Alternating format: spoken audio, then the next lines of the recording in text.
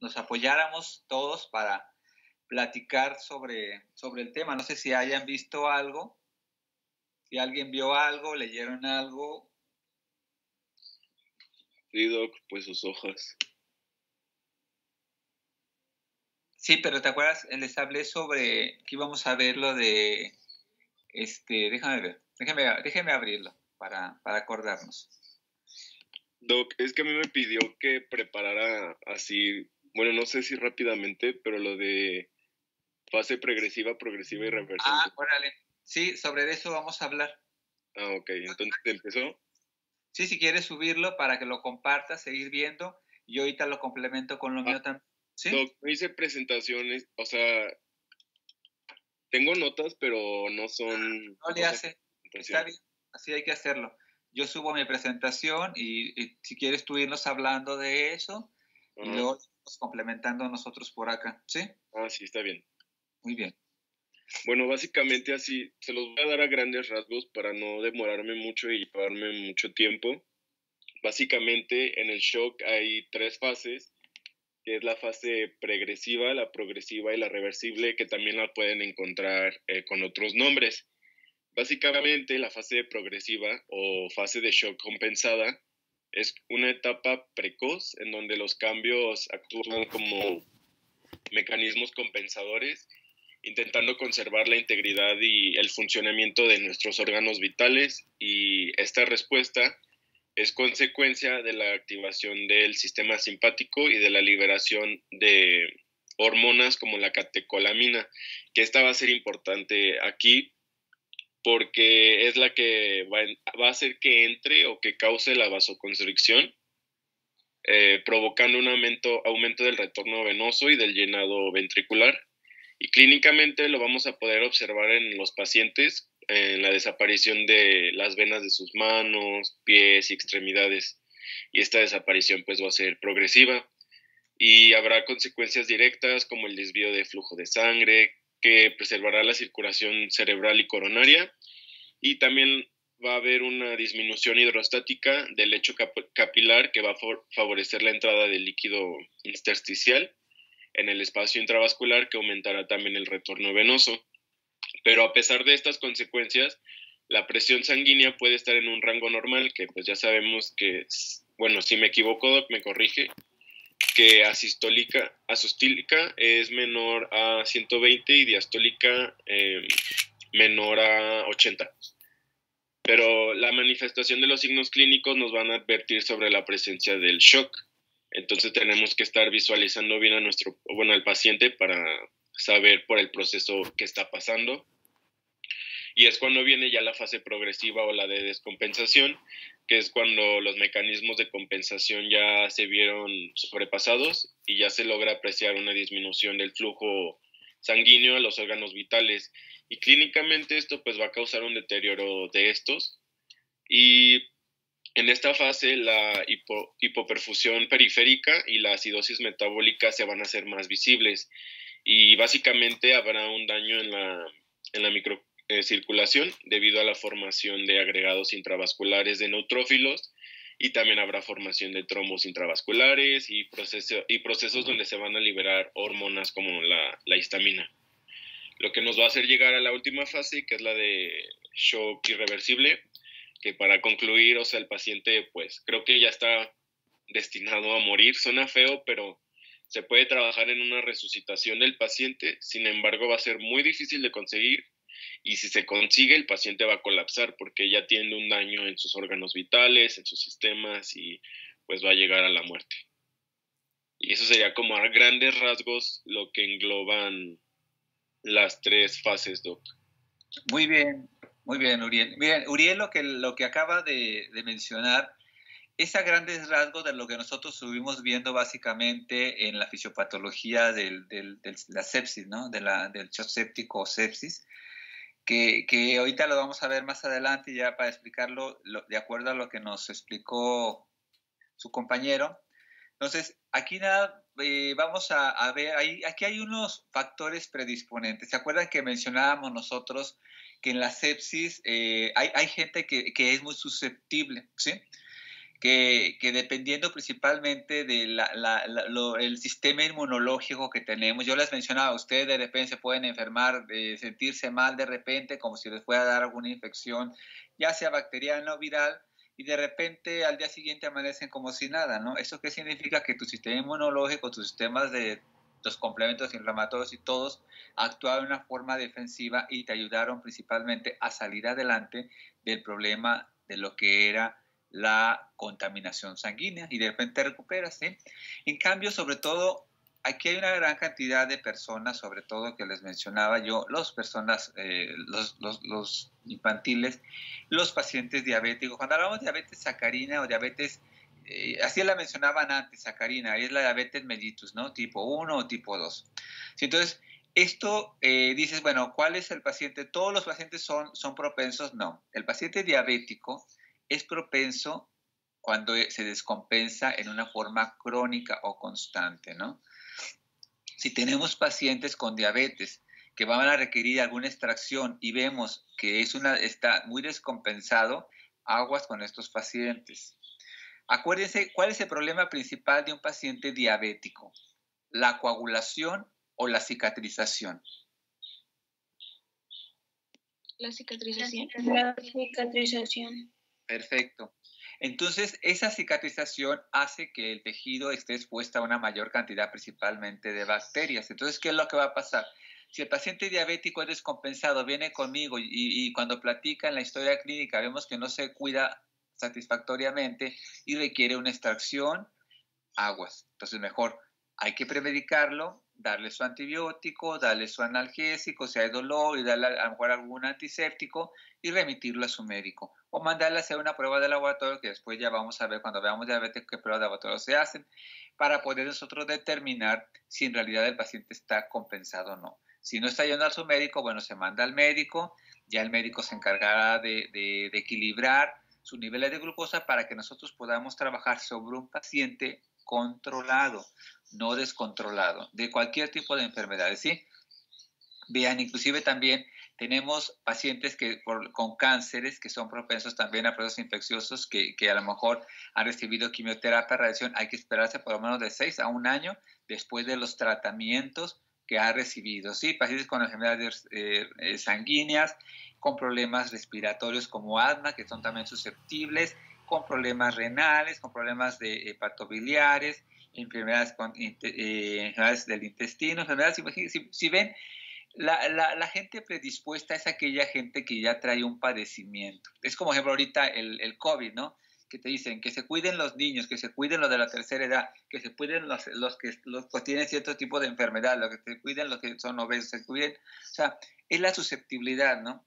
Porque su sistema, ustedes que están jóvenes, o sea, pues tienen todo su sistema inmunológico pues muy activo, ahora sí, que tiene la capacidad de poder destruir bacterias que puedan entrar al cuerpo, o a veces que entran virus y tienen la capacidad de inhibir su efectividad, aunque no se descarta pues que también pueden entrar y que pueden desencadenar principalmente problemas, ¿no? Pero son menos susceptibles que aquellos pacientes, niños, adultos o con alguna enfermedad específica que esté generando trastornos en su sistema inmunológico. Entonces, por eso hablamos de predisposición.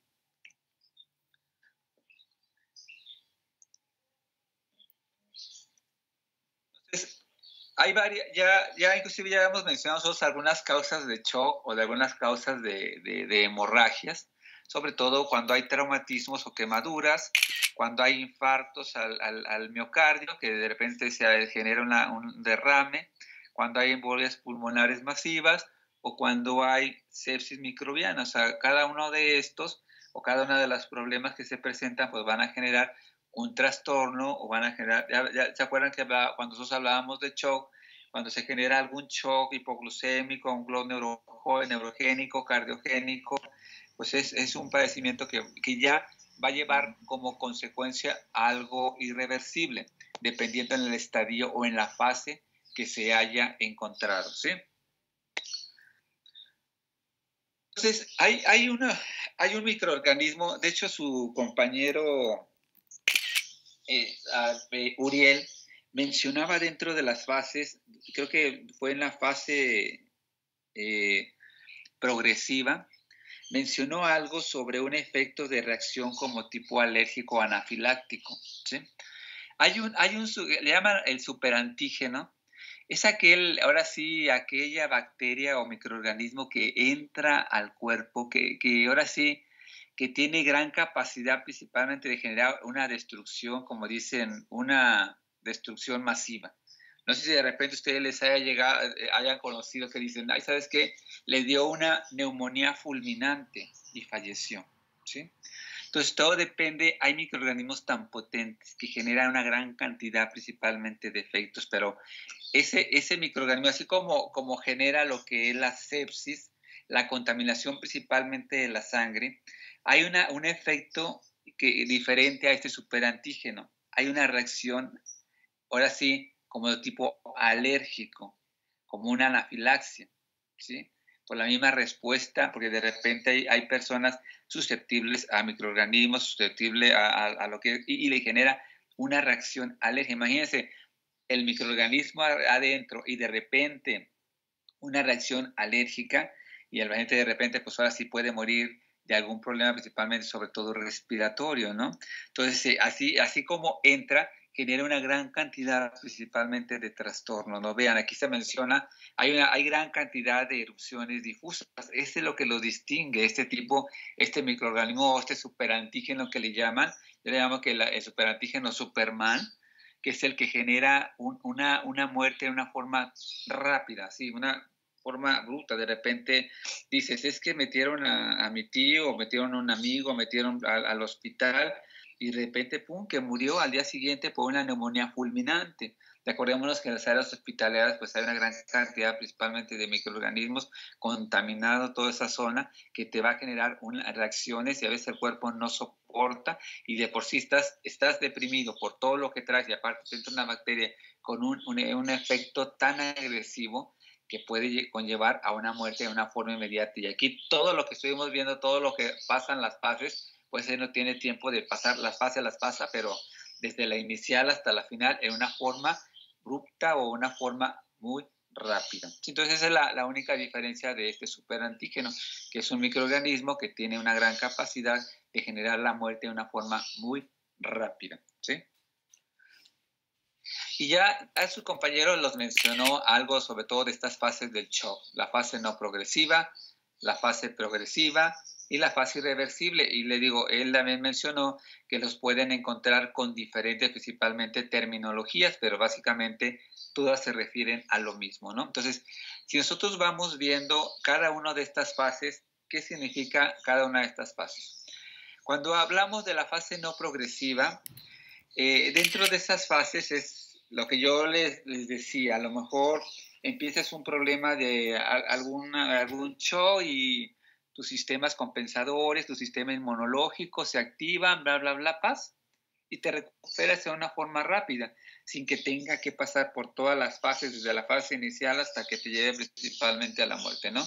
Yo les pongo el mismo ejemplo, ustedes están jóvenes, te sientes mal y de repente pum, te sientes bien y ya. O de repente te sientes mal y dices, ¿sabes qué? Voy a empezar a, mejor a tomar antibiótico. Tomas antibiótico y a lo mejor ya con el antibiótico te alivias y te sientes mucho mejor y te recuperas rápidamente. Que lo ocurre lo diferente a las personas que tienen problemas de sistema inmunológico deprimido, pues pueden pasar a la fase no progresiva, que le llamamos nosotros fase no progresiva. Hablamos sobre todo de mecanismos compensadores, ¿sí? Hay varios, dentro de la fase no progresiva tenemos gran cantidad de mecanismos neuromorales, ¿sí?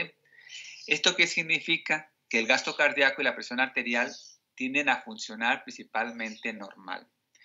Nosotros vamos a tener, de hecho, en esta fase no progresiva se habla de que se trata principalmente de que si estamos dentro de una fase de un shock, de cualquier tipo de shock hemorrágico, neurogénico, alérgico, el cuerpo tiende a generar efectos principalmente de nosotros llamamos como compensadores. Uno son, por ejemplo, los reflejos baroreceptores. ¿Qué significa esto? ¿Quiénes son estos reflejos baroreceptores que nos ayudan a mantener una presión arterial satisfactoria o compensadora? Va a ser básicamente el callado aórtico y el seno carotidio. Estas dos arterias principales son arterias que nos van a desencadenar procesos compensadores para mantener una presión arterial, ahora sí, aparentemente normal, ¿sí? Vuelvo a repetir, el seno carotidio y el callado, y el callado aórtico, ¿sí? Entonces, y la liberación, su compañero también nos mencionó sobre las catecolaminas. Las catecolaminas básicamente, ¿qué son? Son sustancias que nos van a desencadenar que el cuerpo esté sobre todo alerta, como ahora sí, junto con la adrenalina, que esté alerta, que esté compensando, que esté ahora sí activando una gran cantidad de elementos, principalmente compensadores, para poder generar que se mantengan los efectos aparentemente normales en el cuerpo sin que se genere ningún daño irreversible. Vean, aquí también, por ejemplo, dice la activación de la renina, la angiotensina y la aldosterona, que esto ya lo habíamos visto nosotros en un cuadro. ¿Por qué ocurre esto? Cuando hay un proceso, principalmente un problema cardíaco, hablábamos, cuando el corazón funciona inadecuadamente, no llega suficiente irrigación al riñón, el riñón requiere un nivel principalmente de sangre o de volumen plasmático normal, pues él genera liberación de estos tres componentes. ¿Para qué? Para retener agua y sodio, para aumentar los niveles plasmáticos, que claro que son niveles plasmáticos ficticios. ¿Por qué? Porque es como yo les ponía el ejemplo, cuando venden leche y le echan agua para compensar y que la leche pueda, ahora sí, dure más tiempo, ¿no? Que no se nos agote. Te dan leche con agua y aquí pasa lo mismo. Hay un aumento de volumen plasmático para que el riñón, ahora sí, como engaño del mismo, dice, bueno, tengo la cantidad suficiente y voy a funcionar adecuadamente mientras se resuelve el problema cardíaco, ¿sí? Entonces también son elementos principalmente compensadores. Se habla de que la hormona antidiurética no se activa. ¿Por qué? Porque lo que menos queremos es perder agua. Entonces aquí el sistema diurético o la liberación de sustancias o de fluidos no está activa. No está activa porque ahorita no necesitamos tirar, necesitamos compensar. ¿Sí? Y la estimulación del sistema simpático, pues básicamente es el que nos va a ayudar a mantener activo o en alerta todo el cuerpo, que esté funcionando alerta mientras se compensa todo lo que tiene que ocurrir, ¿sí? Entonces, en este momento, en la fase no progresiva, de repente llegan a establecer el ritmo cardíaco, bla, bla, bla, todo lo llegan a establecer normal, pues a lo mejor de esta fase no pasa, ¿no? Por todos los elementos compensadores que están ocurriendo dentro principalmente del cuerpo, ¿no? Entonces, estos elementos mantienen la presión arterial normal, el sistema de alerta de energía está aparentemente normal, se compensa la función cardíaca y todo vuelve a regresar a la normalidad, ¿sí?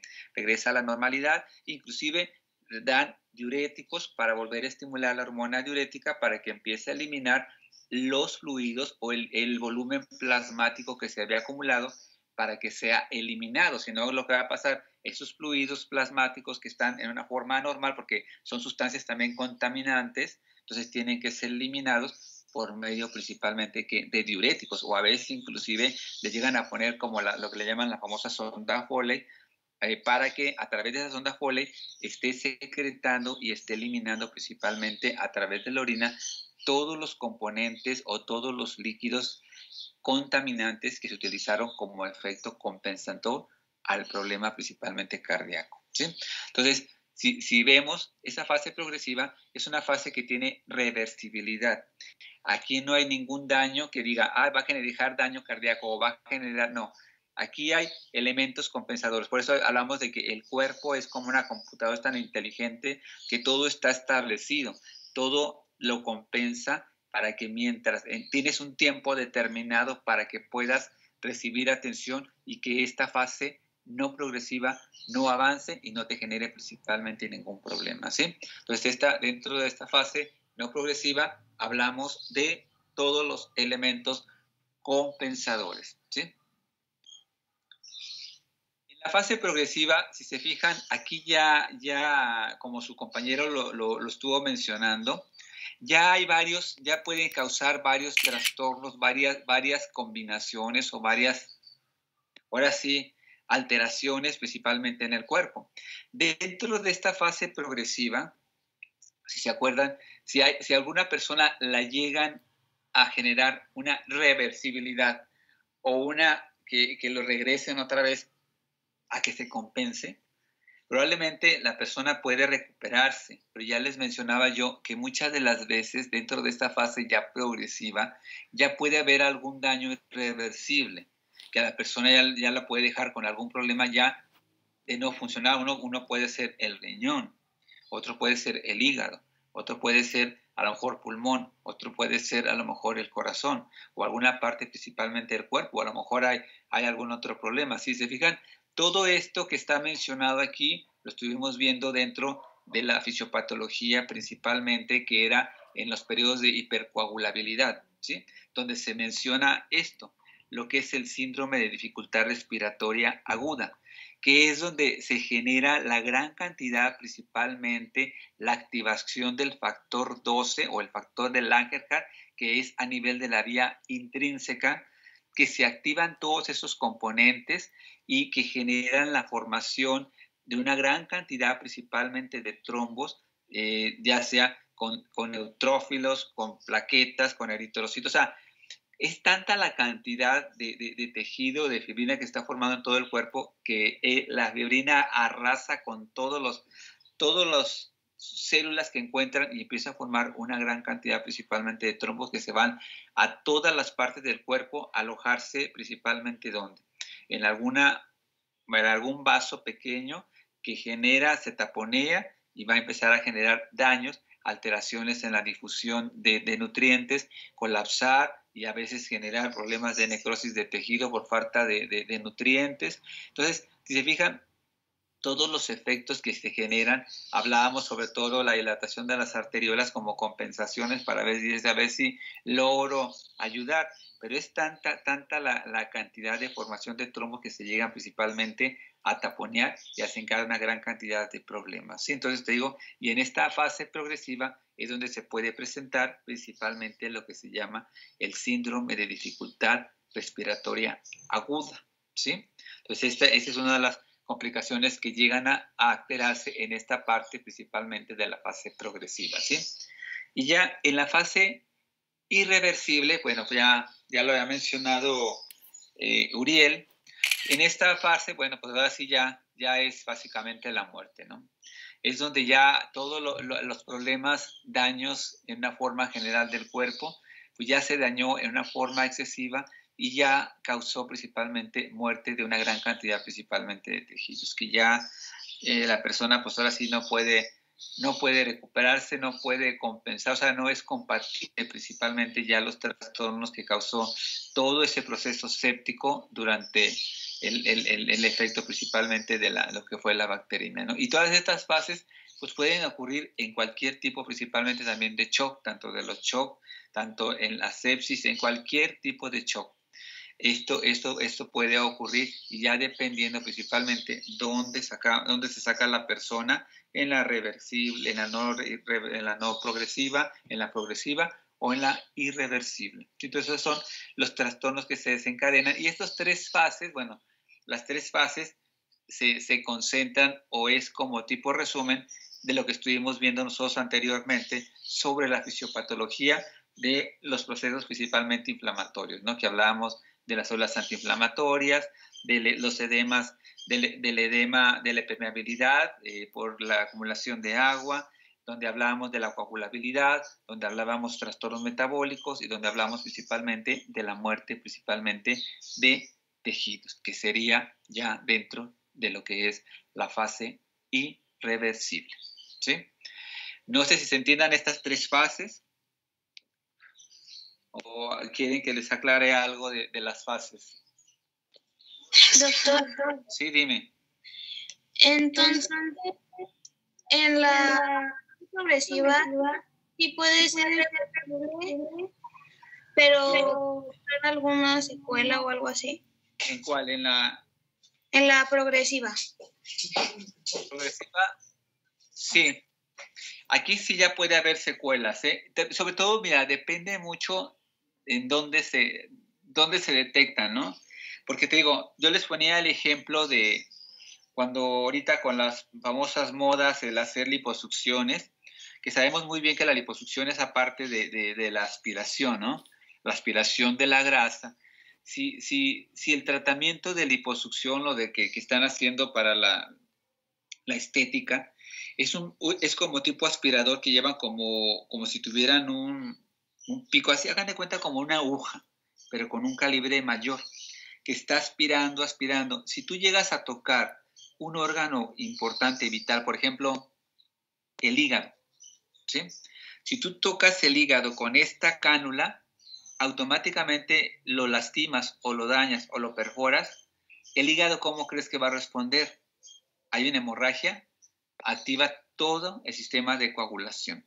Entonces, ese proceso, como está generando un sangrado profuso, interno, entonces el cuerpo comienza a liberar grandes concentraciones ahora sí, de coágulos que se va a empezar una diseminación intravascular diseminar. Imagínate, todos esos trombos que están a través de todo el cuerpo están viajando, ¿sí? Están viajando, o sea, claro que ese proceso de retención, pues tiene que haber ciertas sustancias que nos generen ayudar a que esa parte de formación de trombos están formando, pues retrocederla, ¿no? O diluir esos trombos, ¿no?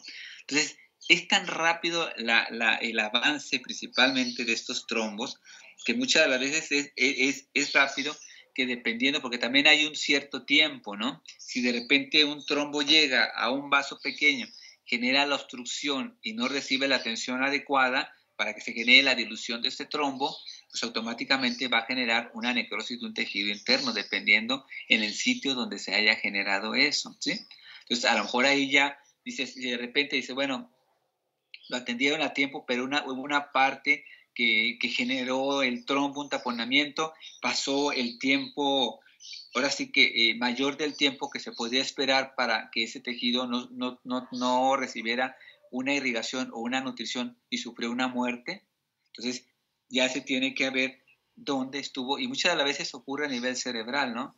A nivel cerebral es donde te genera la gran cantidad, principalmente esos trastornos, que sabes que hubo un daño a nivel del lóbulo, pues se va a salir adelante, pero posiblemente ya va a quedar hemipléjico, o va a quedar paralítico en la totalidad, o va a quedar sin habla, o va a quedar como vegetal. O sea, todo depende del daño que se pudo haber generado, pero en esa fase progresiva sí es muy susceptible que se pueda desarrollar un daño en una forma irreversible, aunque no haya pasado a la fase irreversible, que bueno, ahí ya básicamente ya es la muerte.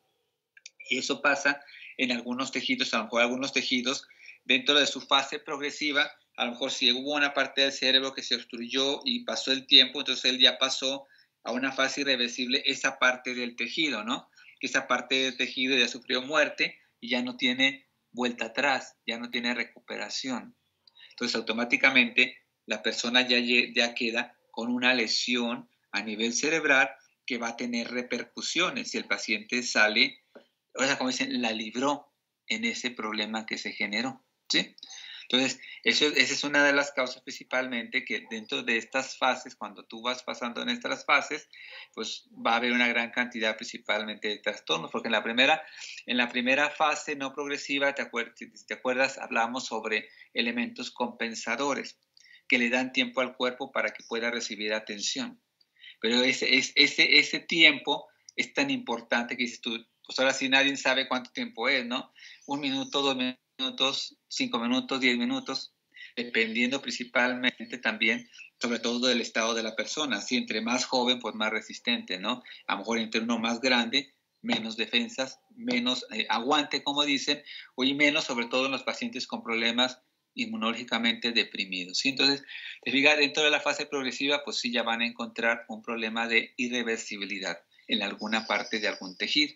dependiendo del daño que se generó en el sitio donde se obstruyó, donde llegó el trombo y causó principalmente. Y ya cuando se causa eso, pues básicamente al paciente lo pasan a terapia intensiva para poder sacarlo adelante y ver cuáles fueron sus secuelas que dejó ese proceso de que le llaman el síndrome de dificultad respiratoria aguda o la coagulación intravascular diseminada, que es lo que más común se van a encontrar, que es la ida principalmente de una gran cantidad de trombos en todo el cuerpo, ¿sí? No sé si me di a explicar. Sí, doctor. ¿Hay alguna otra pregunta? ¿No? Doctor, ¿qué es una lesión anóxica? Anóxica es, por ejemplo, vamos a ver un paciente con enfermedad cardíaca. Bueno, vamos a suponer un paciente que está enfermo del corazón, que nació con un problema cardíaco. ¿Qué pasa con muchos de los tejidos? Cuando hay una lesión anóxica, haz de cuenta que es es como cuando no llega una irrigación al tejido. Entonces, ¿qué significa eso? Acuérdate que los tejidos se alimentan a base de los nutrientes o de los componentes sanguíneos que libera para que sea nutrido y que se tenga un tejido con las características ideales, con energía, ¿no? Entonces, cuando un tejido no sufre una irrigación adecuada, ¿qué significa? Es como hablando de la anorexia, ¿no? La anorexia es, dejas de comer y empiezas a tener características clínicas, ¿no? En una forma anormal, un adelgazamiento anormal, una coloración anormal, un peso anormal y que empiezas a verte anormal, ¿no? Entonces aquí ocurre lo mismo. La lesión anóxica en los tejidos es que el tejido va a empezar a sufrir cambios fisiológicos o patológicos por falta principalmente de la irrigación del tejido causado por trombos, ¿sí? Entonces, por ejemplo, si es como cuando hablamos de la trombosis de las extremidades inferiores. ¿Qué es lo que pasa? Se tapone una arteria, vamos a suponer a nivel de la pantorrilla. La parte de la pantorrilla donde está obstruido el tejido hacia atrás, tú lo vas a ver enrojecido o a lo mejor aumentando de volumen como la acumulación de sangre. ¿Cómo vas a ver tú el tejido después de ese trombo? Pues lo vas a ver a lo mejor blanquecino, vas a verlo frío o lo vas a tocar frío y de repente se va a hacer como amoratado o como cianótico, ¿sí? Que es lo que empieza a verse y ya está sufriendo una anorexia, o sea, entre comillas, nutricional, ¿sí? Entonces no está llegando una irrigación, que sabes bien que ese tipo de anorexia va a llevar a una consecuencia, ¿no? Así como cuando uno no come, es anoréxico, va a llevar a una consecuencia, ¿no? Aquí también pasa lo mismo. Por eso se habla de una lesión anóxica, porque no hay una irrigación o nutrición adecuada al tejido que va a sufrir cambios, ¿no? Que muchas de las veces eso avanza, pues va a desencadenar una necrosis, ¿no? ¿Y cuál es la complicación principal? La amputación de la pierna, en la que ya le cayó principalmente gangrena, ¿no? En la que ya está el tejido muerto, ¿sí? Entonces, eso significa lo que es una lesión anóxica, que no llega una irrigación adecuada al tejido y va a sufrir cambios durante el proceso principalmente o durante la patología, ¿sí? Dependiendo del estadio o de qué tanto genera la obstrucción de lo que es el tejido, ¿sí? Gracias, doctor. Nada. ¿Alguna otra cosa? Entonces, vean, ya viendo de las manifestaciones clínicas, cuando nosotros hablamos del shock hipovolémico cardiogénico, ¿cuáles son las manifestaciones clínicas que hay? Vamos a tener una presión baja, pulso débil, sudoración y cianosis, ¿no? ¿Qué significa cianosis? Lo mismo, es el amoratamiento, es el cambio de color del tejido.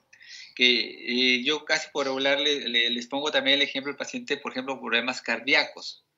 Un paciente cardíaco, de repente lo operan de su corazón, está dentro del control, pero a lo mejor tiende principalmente a descompensarse.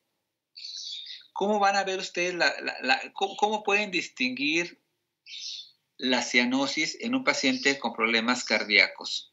¿Dónde lo notarían? ¿Dónde lo verían?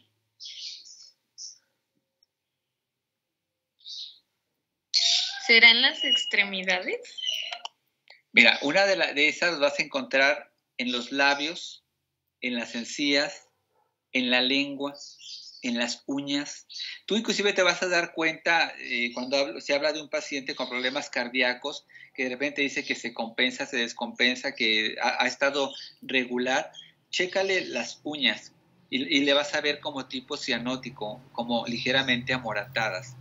Le ves sus labios, inclusive se los vas a ver como ligeramente amoratados, diferente a como tú ves un labio rosa, bien irrigado, bla, bla, ¿no? Ves la lengua ligeramente, ahora sí, como amoratada o como un poco pálida, las mucosas, la encía, ¿sí? O sea, tú vas a ver a lo mejor algunas zonas cianóticas, ¿sí?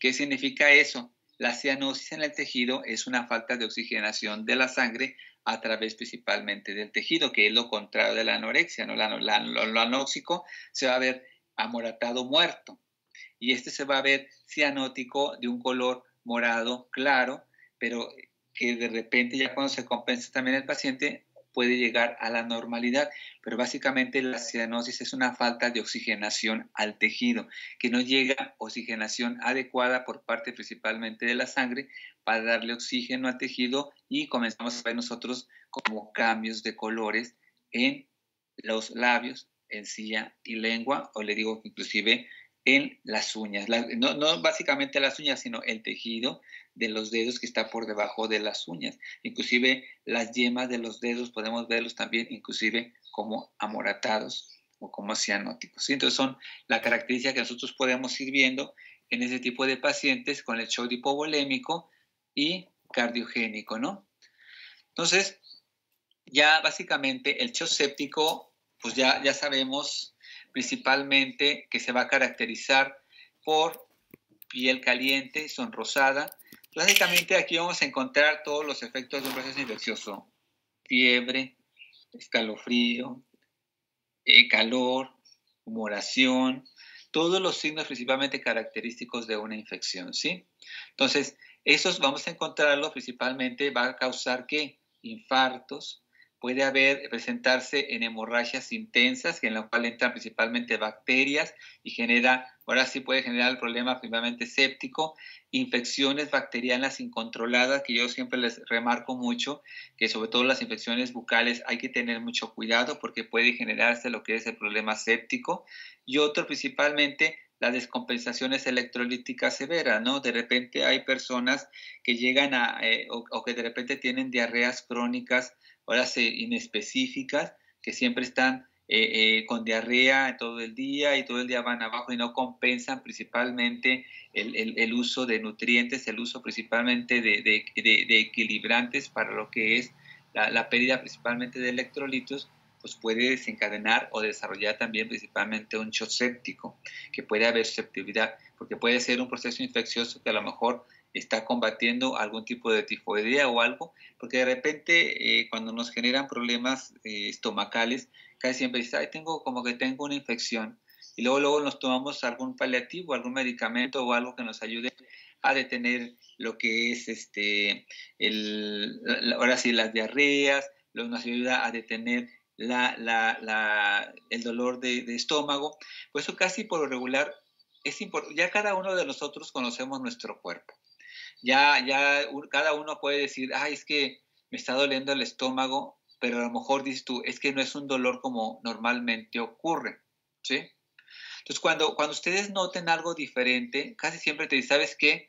Mejor trata de no tomar ahorita ningún medicamento. Mejor hay que esperar un rato para ver, porque de repente podemos enmascarar un problema, una apendicitis o algo de la vesícula, que de repente si tú tomas algún analgésico y el analgésico te ayuda a mitigar el dolor y dejas que el problema vaya avanzando y a lo mejor la sintomatología ya no la sientes porque estás con analgésico.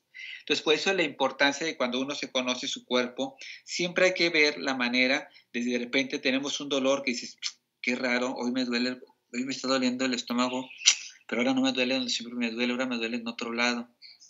Pues esperar un rato, porque ya ha habido casos de que de repente tomas el medicamento y pum, de repente una peritonitis, pum, de repente una apendicitis, o sea, sobre todo, y que de repente dices no sientes nada, ya cuando vas al hospital ya vas muy grave por un problema principalmente de contaminación séptica o por una peritonitis que te causa contaminación del abdomen, ¿sí? Entonces, por eso la importancia de evitar automedicarse, mejor checar qué es lo que tenemos y evitar principalmente que ay, pues tómate esto. Ya de repente así sale, tómate esto, tómalo. Ya, digo, ya nosotros conociéndonos, ya, pues si sabes qué, me espero un rato, voy a ver cómo evoluciona esto. A lo mejor es lo mismo, pero a lo mejor, y si no es lo mismo, ya cuando sientes algo diferente y no sabes qué, mejor voy a ver al doctor a que me chequen porque no vaya a ser algo más serio, ¿sí? Entonces, esos son Entonces, básicamente con esto terminamos nosotros lo que es el tema de hemorragia y de shock. Vamos a comenzar ya a ver la siguiente miércoles, que ojalá lo vayan preparando, sus otras hojas que les subí, que viene sobre fiebre y viene sobre los trastornos, la respuesta metabólica al traumatismo.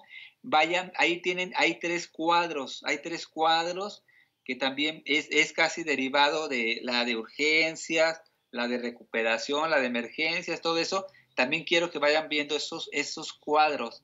Esos cuadros también son parte importante y son como tipo complemento también de esto que estuvimos viendo dentro de lo que son las fases, ¿sí? Entonces, para que lo vayan haciendo, si quieren prepararlo en PowerPoint, si quieren practicarlo como nos lo dio su compañero Uriel, pero, o sea, ojalá que lo pudieran hacer para tratar o sea, así de que no nos aburramos y que todo el mundo participemos y que oigamos voces nuevas y que se haga como esto más interactivo para estar participando todos en el tema. ¿Sí les parece o no? Sí, doctor, está bien. Sí, doctor. Sí, doctor. Muy bien, entonces nos vamos a ver el próximo miércoles y que tengan un excelente inicio de semana y hay que seguirse cuidando y saludos. Gracias. Gracias. Igual, doctor. Gracias. Gracias.